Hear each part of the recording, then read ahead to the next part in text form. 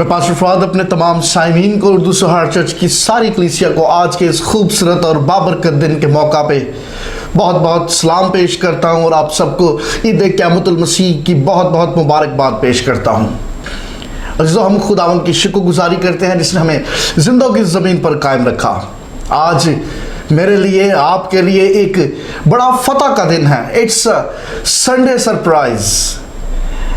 आज हम सब मिलकर खुदावंद के कलाम की अमीक बातों की तरफ बढ़ेंगे और आज हम खुदावंद यीशु मसीह के जी उठना के मौका पे हम उस सारे वाक़े को अपनी आंख से देखने की कोशिश करेंगे कि अगर मैं उस जगह पर होता, मेरी नज़रों के सामने ये सारे वाक़यात रूनुमा हो रहे होते तो मुझे देखने में कैसे लगते।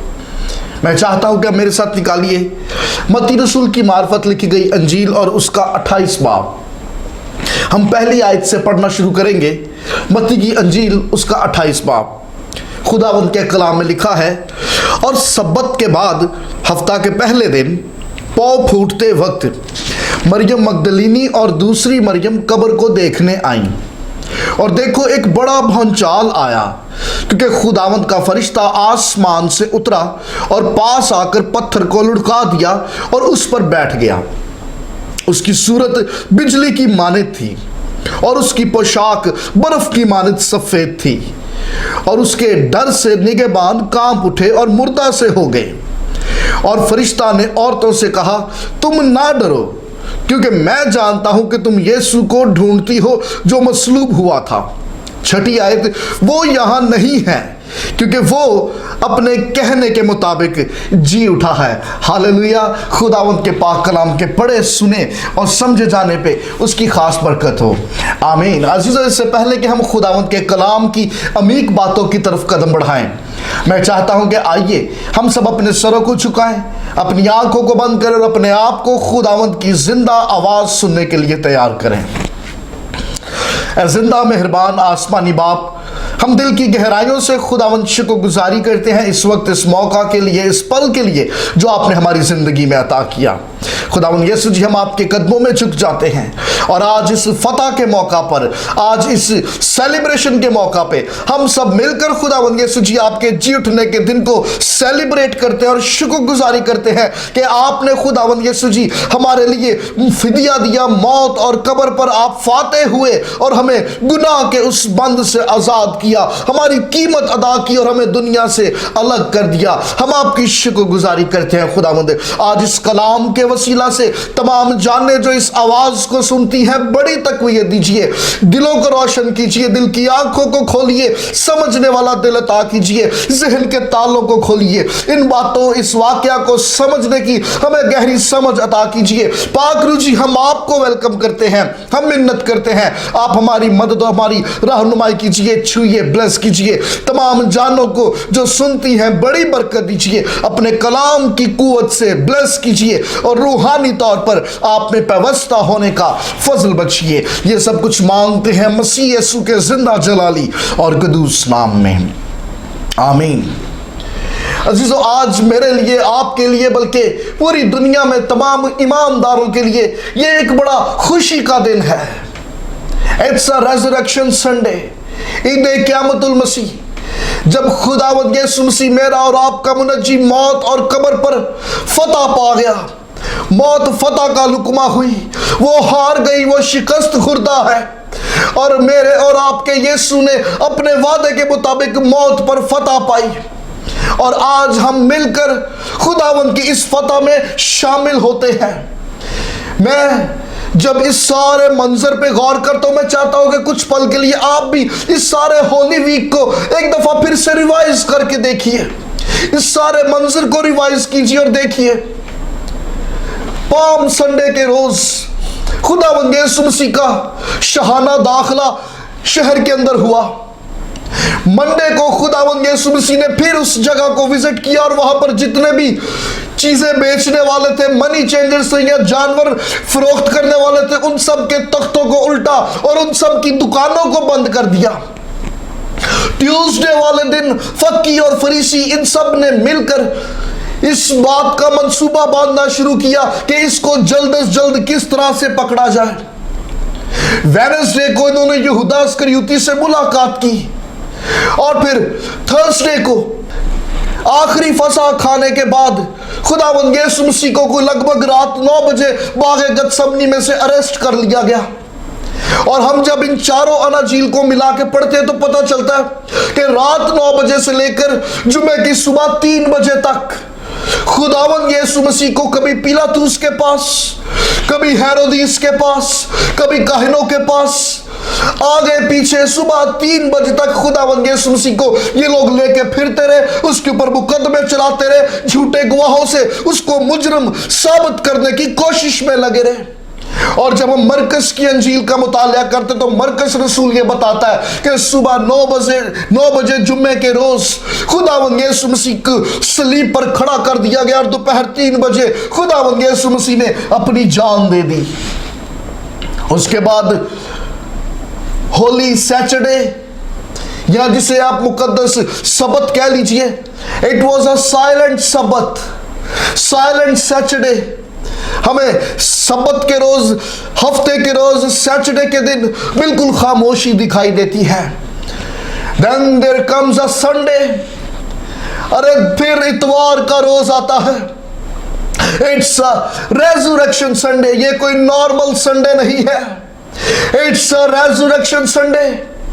अरे इस इतवार की सुबह अर्ली मॉर्निंग एक खुशी की खबर हमें सुनने को मिलती है कि खुदावंद यीशु मसीह, अरे जिसको जुमे के रोज दफनाया गया, और फिर जब बहनें इतवार की सुबह सुबह मसाले लेके उसके बदन पर लगाने को गई और जब वो उस कब्र से लौटी तो खुशी की खबर लेके लौटी। It's a wonderful miracle. और एक ऐसा अजीब काम तारीख में हो गया कि आज तक उससे पहले कभी ना हो सका। अरे आज भी जब ईमानदार उस वाक्य का जिक्र करते हैं, खुदावंद यीशु मसीह के जी उठने की बात करते हैं, दुनिया आज भी हैरान है, दुनिया आज भी ताज्जुब करती है। How is that possible? अरे ये सवाल आज भी दुनिया के सामने खड़ा है, ये क्यों कर मुमकिन, ये कैसे मुमकिन हो सकता है? लेकिन अनाजील इस बात की शहादत सदियों से देती आई है। खुदावंद यीशु मसीह की खाली कब्र इस बात की शहादत सदियों से देती आ रही है। उस कब्र का खुला हुआ मुंह इस बात की शहादत देता है कि एक जात ऐसी थी जो इस कब्र में दाखिल हुई, लेकिन उस कब्र में फिर वो रह ना सकी, बल्कि तीसरे रोज पाक रूह की कुदरत के वसीला से इस कब्र ने फिर अपने मुंह को खोला और खुदावंद यीशु मसीह मौत और कब्र पर गालिब आया। हालेलुया। मैं जब मत्ती रसूल की मार्फत लिखी गई अंजील उसका 28 बाब और पहली 6 आयात पर गौर करता हूं, 3 ऐसे पॉइंट्स हैं जो आज मैं आपके सामने रखना चाहता हूं। ईद क़यामतुल मसीह के मौका पे, आज इस ईस्टर के मौका पे मेरे लिए और आपके लिए वही मैसेज है जो फरिश्ते ने उन बहनों को दिया, और वो मैसेज ये था कि तुम ना डरो, खौफ ना करो। अरे यही पैगाम आज आपके लिए भी है, यही पैगाम आज ईस्टर के मौका पे मेरे लिए भी है। डोंट फेयर, अरे खौफ ना कीजिए, डरो मत। मैं जब इन 6 आयात को अपने सामने रखता हूं तो 3 ऐसे पॉइंट्स हैं जो मेरे सामने आते हैं। सबसे पहला पॉइंट स्टोन, पत्थर। दूसरा पॉइंट सील, मोहर। और तीसरा पॉइंट सोल्जर्स, वो सिपाही जिनको पहरे के लिए बिठा दिया गया था। हम सबसे पहले नुक्ते पे बात करेंगे स्टोन। तारीख हमें यह बताती है कि बाज पहाड़ों के अंदर खुदी हुई कब्रें और उन कब्रों के बाहर रखे गए पत्थर, वो सब के सब पत्थर गोल नहीं होते थे, राउंड शेप पे नहीं होते थे, बल्कि हिस्ट्री हमें यह बताती है कि जब कोई आम शख्स मर जाता और उसको किसी कब्र के अंदर दफनाया जाता तो उसकी कब्र के ऊपर यह जरूरी नहीं कि गोल पत्थर को तराश के रखा जाता, बल्कि ज्यादातर कब्रें तो ऐसी है जिनमें स्क्वायर, आड़े तिरछे और मुख्तलिफ शक्लों के बड़े बड़े पत्थर रख दिए जाते थे। हाँ, मगर वो लोग जो साहिब इख्तियार होते, अमीर होते, दौलतमंद होते, वो अपनी कब्र के लिए एहतमाम किया करते थे। वो अपने लिए पहाड़ों को खरीदा करते थे, उन पहाड़ों को अंदर से खुदवाया करते थे, उनको गार की शक्ल में बनवाया करते थे और अपने पूरे खानदान के लिए, अपने बच्चों के लिए, सबके लिए जब कल को वो मर जाएंगे उनके लिए अंदर पत्थर के बेंचेस बनवाए जाते थे, ताकि कल को जब हमारे खानदान वाले, फैमिली वाले इस जहान फानी को छोड़कर रुखसत हो जाए तो वो सब के सब एक ही पहाड़ के अंदर, एक ही कब्र के अंदर, जिस तरह से उनके लिए वहां पे स्लैब्स रखी गई हैं, जिस तरह से उनके लिए वहां पर इंतजाम रखे गए, जगह बनाई गई है, वहां पर उनके बदन को कफना कर, मसाले लगाकर रख दिया जाए। और ये अमीर लोगों का शेवा होता था कि वो अपने कब्र के मुंह को कवर करने के लिए राउंड शेप में, गोल छवि के, गोल शक्ल के बड़े बड़े पत्थरों को तैयार करवाते थे और वो वहां पर रखे जाते थे। बाइबल मुकद्दस हमें यह बताती है कि ये कब्र यूसुफ नामी एक शख्स की थी जो कि मालदार शख्स था, और इस कब्र को पहले इस्तेमाल नहीं किया था। इट्स अ न्यू टॉम्ब, ये नया मकबरा, नई कब्र थी जिसमें अभी तक किसी को दफनाया ना गया, और उस कब्र के अंदर यूसुफ ने खुदावंद यीशु मसीह के बदन को रखा और उसके ऊपर ये बड़ा सा गोल पत्थर लगा दिया गया ताकि कोई इस कब्र के अंदर दाखिल ना हो सके। हम जब 28 बाब की पहली आयत को पढ़ते तो खुदावत का कलाम बताते कि मरियम मगदलीनी और दूसरी मरियम और बहुत सी बहनें ये सुबह सवेरे उठी, और जब ये सुबह सवेरे उठी तो इनका सुबह सवेरे मुंह अंधेरे घर से निकलने का एक ही मकसद था, वी विल विजिट जीसस। अरे हम अपने यीशु से मुलाकात करेंगी। लेकिन प्रॉब्लम यह था कि इनके और यीशु के बीच में एक रुकावट थी। इट्स अ बिग स्टोन, ये पत्थर था, ये पत्थर इनके और यीशु के बीच में एक रुकावट थी। अच्छा गौर कीजिए, ये घर से निकली है और हम जब आगे ना झील में पढ़ते तो लिखा हुआ है कि ये आपस में कहती थी, कौन हमारे लिए इस पत्थर को हटाएगा। मतलब वो अच्छी तरह जानती थी कि ये पत्थर इस कदर भारी है कि उनके बस की बात नहीं है, उनको हेल्प चाहिए, सपोर्ट चाहिए। लेकिन मैं हैरान सी, भाई तुहाडे को पत्थर ते हिलाया नहीं जाना तो कलियां निकलियां क्यों तुसी? Where is Peter, where is Andreas, अरे याकूब, यूहन्ना, ये बाकी सब कहां है? अरे ये आपके मसीही भाई हैं, ये वो मसीही भाई है जिनसे उठते बैठते हर रोज मुलाकात होती थी। अरे ये वो मसीही भाई है जिनके साथ आपने रोटी तोड़ी, जो आपके साथ फेलोशिप में थे। Where are they? अरे आज जब जरूरत थी उनकी, वेयर आर दे? वो कहां है? जरूरत के वक्त वो मसीही भाई इनके आसपास नहीं थे। And they are very upset, ये स्ट्रेस में थी, बर्डन में थी। कौन हमारे लिए पत्थर को हटाएगा? अरे आज भी फेलोशिप में शायद आपके भी इर्द गिर्द बथेरे ऐसे मसीही बहन भाई हो, लेकिन याद रखिएगा कि मसीही बहन भाई वो नहीं जो आपको चर्च के अंदर मिलते हैं, बल्कि आपका मसीही भाई, आपकी मसीही बहन वो है जो चर्च के अलावा बाहर भी आपके साथ राब्ते में है। आपका मसीही बहन भाई वो नहीं जो सिर्फ फेलोशिप के मौके पे ही आपके साथ है, बल्कि आपका हकीकी मसीही भाई और हकीकी मसीही बहन वो है जो जरूरत के वक्त आपके साथ खड़ा है। ये मसीही बहन प्रासन, अरे जब इन बहनों को अपने भाइयों की जरूरत है, नोबडी अराउंड, ना पत्र साउंड है, ना इंद्रिया साउंड है।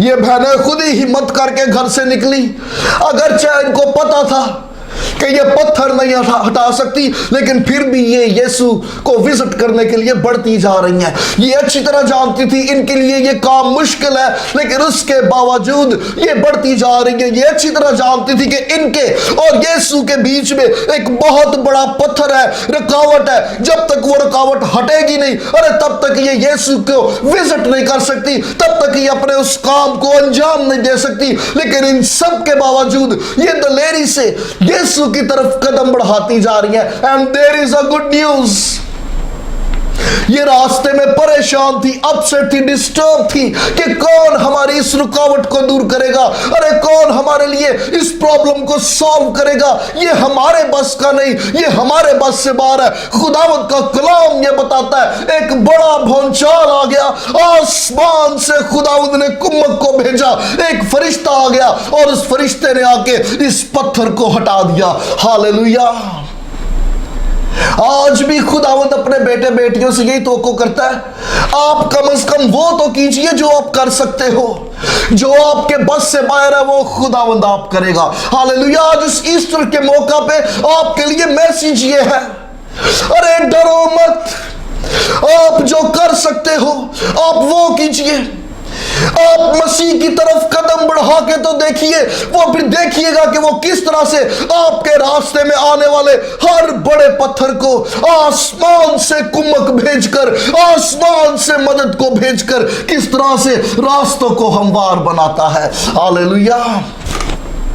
खुदावंद ने आसमान तो फरिश्ता कल छड़िया, और बाज दफा खुदावंद अपने बेटे बेटियों की जिंदगी में ऐसे फरिश्तों को भेज देता है। फरिश्ते में और दोस्त में फर्क होता है। दोस्त जब मदद करेगा तो वो बदले में आपसे भी तवक्को करेगा कि आप भी कल को उसकी मदद करें, लेकिन फरिश्ते ऐसे नहीं होते। अरे फरिश्ता मदद के बदले मदद डिमांड नहीं करता, दे हैव नो डिमांड्स। फरिश्ते ने इनकी हेल्प की और बदले में इनसे कोई हेल्प नहीं मांगी। और बाज दफा जिंदगी में खुदावंद ऐसे ही फरिश्तों को भेज देता है। कई दफा ऐसा हुआ, आप अपने माजी पर निगाह कीजिए कि जब कभी आपने अपनी राह में किसी बड़ी रुकावट को देखा तो खुदावंद बाज दफा ऐसे लोगों को जिंदगी में भेज देता है जो बिना किसी मुफाद के, बिना किसी लालच के आपके लिए मददगार साबित होते हैं। जब आपके लिए रास्ता हमवार हो जाता वो फिर आपकी जिंदगी से चले जाते हैं। They are the angels from God. आपके लिए ईस्टर के मौका पे मैसेज ये है, डरो मत, आप जो कर सकते हो वो कीजिए। ये बहनें दिलेरी से कदम बढ़ा सकती थी, लेकिन ये पत्थर को नहीं हटा सकती थी।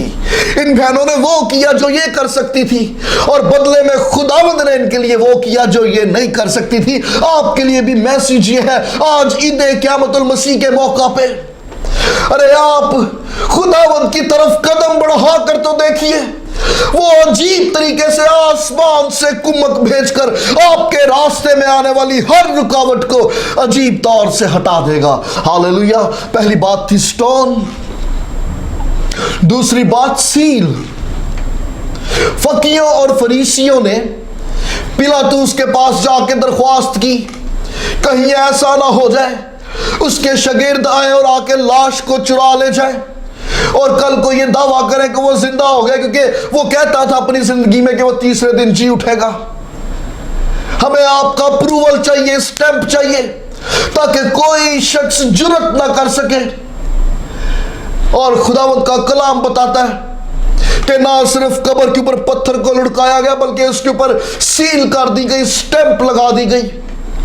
उस दौर में रोमी स्टैंप की बड़ी वैल्यू थी, बड़ी अहमियत थी। स्टैंप का लगा देना ये इस बात की इलामत है कि अब ये पब्लिक प्रॉपर्टी नहीं बल्कि गवर्नमेंट प्रॉपर्टी है।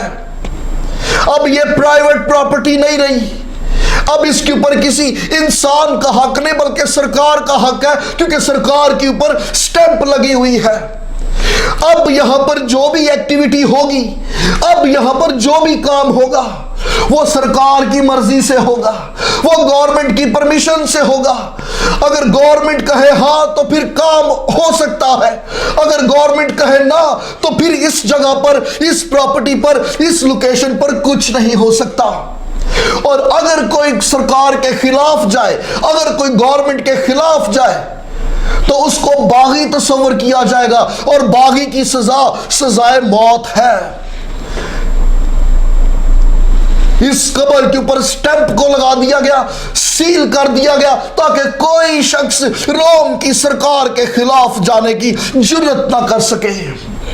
आप गौर कीजिएगा इस बात पर, ये लोग सील करके स्टैंप लगा के मुतमईन हो गए कि अब किसी शख्स का कोई जोर नहीं चल सकता।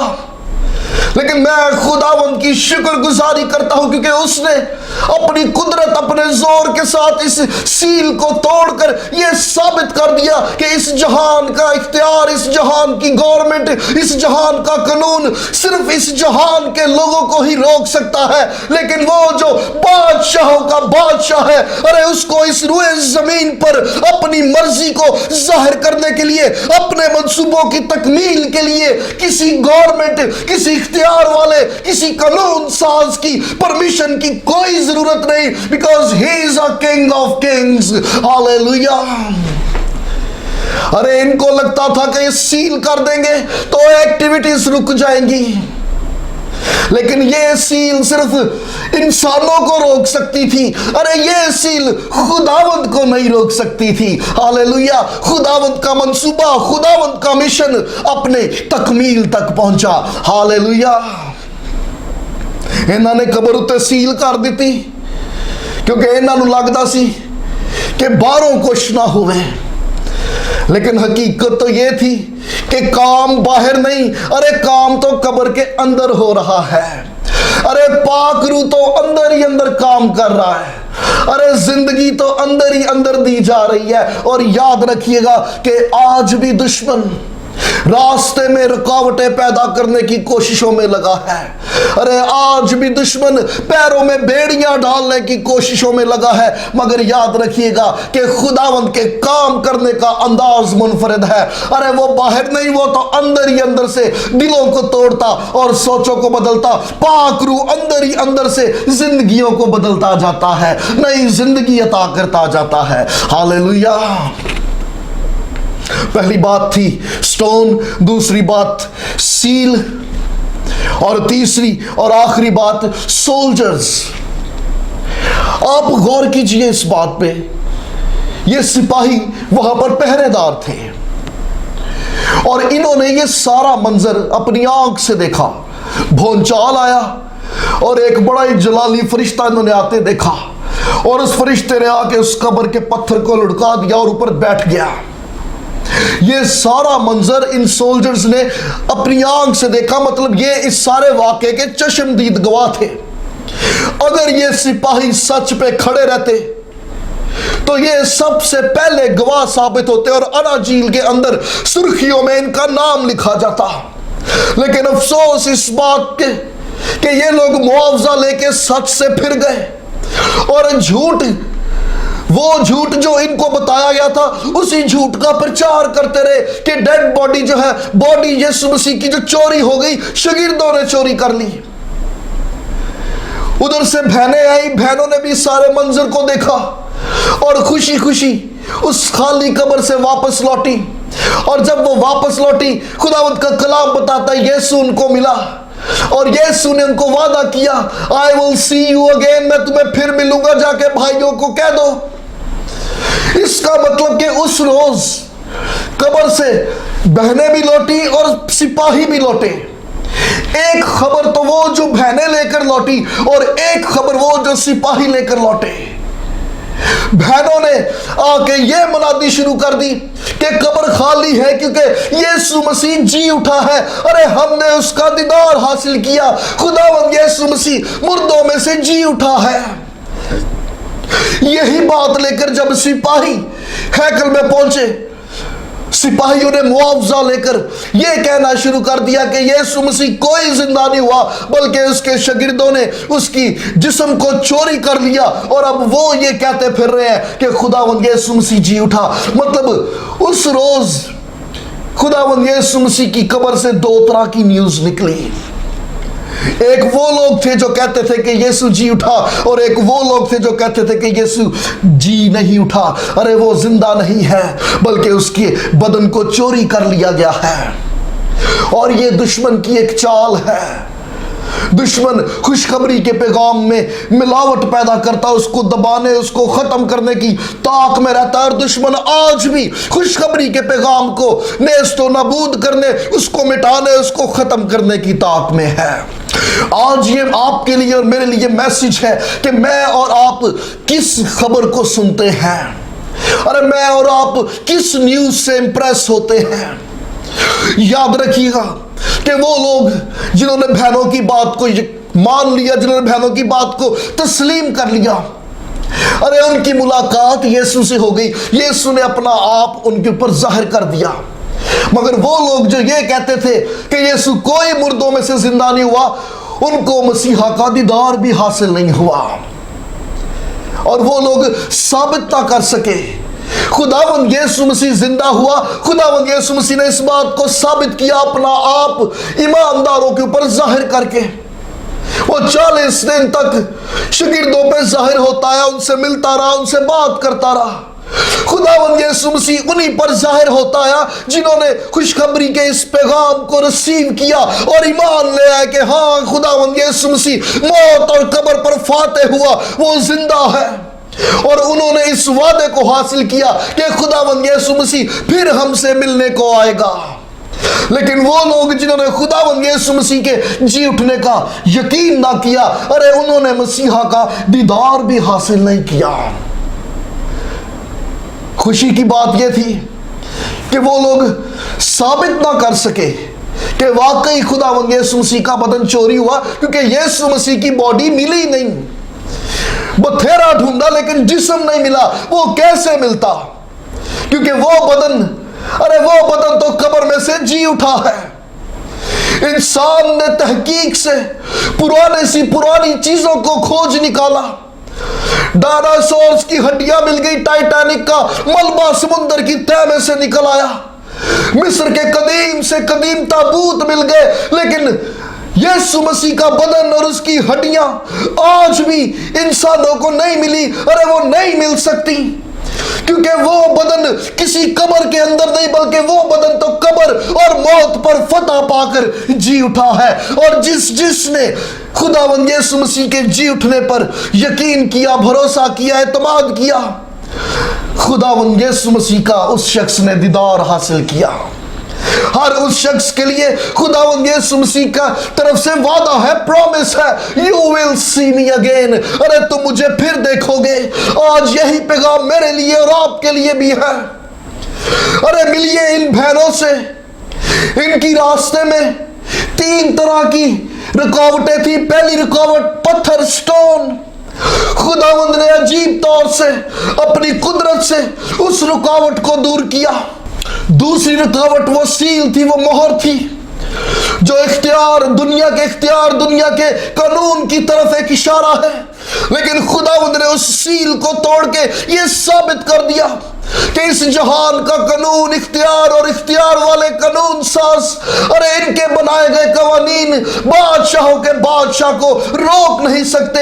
अरे उसके मंसूबे, उसके काम हर हाल में तकमील को पहुंचते हैं। और तीसरी रुकावट ये सोल्जर्स, ये सिपाही।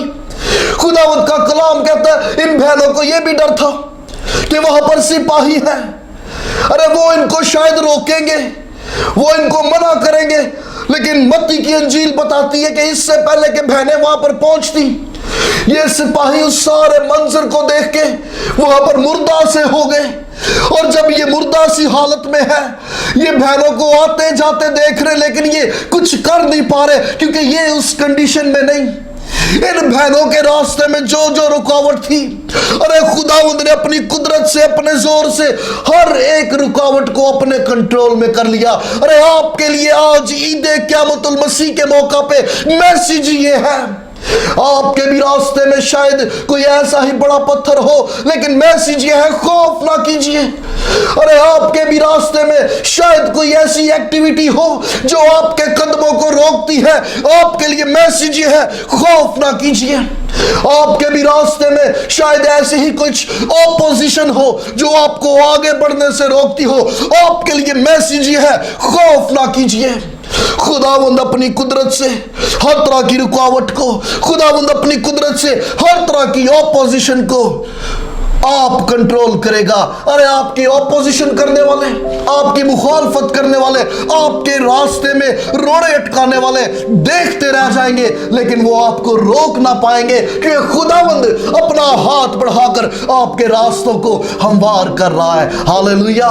आइए हम सब इस ईद क़यामतुल मसीह के मौका पे इन बातों को अपने सामने रखें। और इस मैसेज को रिसीव करें। हर तरह के हालात पर, आपकी हर रुकावट पर आपका और मेरा यीशु गालिब आया है। हालेलुया। आइए हम सब अपने सरों को झुकाएं। जिंदा अजीम आसमानी बाप यीशु जी, दिल की गहराइयों से खुदावंद शुक्रगुजारी करते हैं इस वक्त, इस मौका के लिए, इस पल के लिए जो आपने हमें अता किया। खुदावंद आज ईद क़यामतुल मसीह के इस मौका पे हम अपने सारे स्ट्रेस को, सारी फिक्रों को, सारे बर्डन्स को और हमारे रास्ते में जो जो रुकावटें हैं खुदावंद, हम आपके सामने लाते हैं, मिन्नत करते हैं खुदावंद यीशु जी, अपना कवि हाथ बढ़ाकर अपनी जोरे बाजू से, अपनी कुदरत, अपने जलाल से खुदावंद अपने बच्चों की सारे बर्डन, सारे स्ट्रेस को दूर कीजिए, हर तरह की रुकावट को दूर कीजिए, अपनी कुदरत, अपने जलाल को जाहिर कीजिए। खुदावंद यीशु जी, आज इस खुशी के मौका पे हम बड़ी खुशी से आपके हुजूर में झुकते और खुशी का नारा बुलंद करते हैं कि आपने हमें फतह से बढ़कर गलबा अता किया। खुदावंद तमाम जाने जो आपकी आवाज को सुनती है, आपके कलाम के वसीला से तक़वियत पाए और जोर हासिल करे। अपने बच्चों को छुइए, ब्लेस कीजिए, बड़ी बरकत दीजिए। ये सब कुछ मांगते हैं मसीह यीशु के जिंदा जलाली और कदूस नाम में, आमीन। God bless you. खुदावंद आप सबको बड़ी बरकत दे और मेरी तरफ से, मेरे घराने की तरफ से आप सबको ईद क़यामतुल मसीह बहुत बहुत मुबारक हो। Wish you a very happy Easter. God bless you all.